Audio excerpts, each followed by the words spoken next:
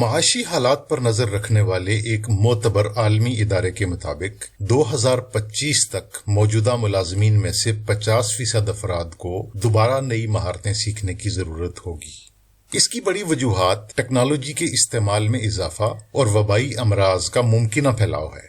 اچھی بات یہ ہے کہ ہم میں سے بہت سے لوگ ان میں سے کئی مہارتوں کو 1 سے 6 مہینے کے عرصے میں سیکھ سکتے ہیں۔ البتہ کچھ مہارتوں کو سیکھنے میں اس سے زیادہ وقت بھی لگ سکتا ہے۔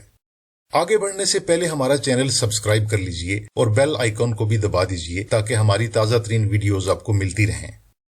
کون ہے جو اچھا روزگار اور شاندار آمدن نہیں چاہتا؟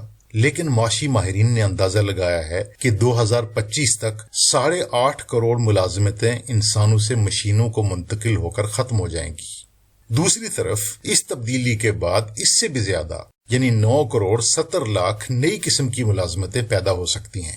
ظاہر ہے اگر ہم مستقبل کے روزگار کے لیے خود کو تیار کرنا چاہتے ہیں تو اس کے لیے ہمیں نئی مہارتیں سیکھنے کی ضرورت ہوگی۔ تو دیکھتے ہیں وہ 10 مہارتیں کون سی ہیں جن کی مستقبل میں سب سے زیادہ ضرورت ہوگی۔ آپ چاہے کوئی بھی پیشہ اختیار کریں، یہ مہارتیں آپ کو روزگار حاصل کرنے اور اس میں ترقی کرنے میں مدد دیں گی۔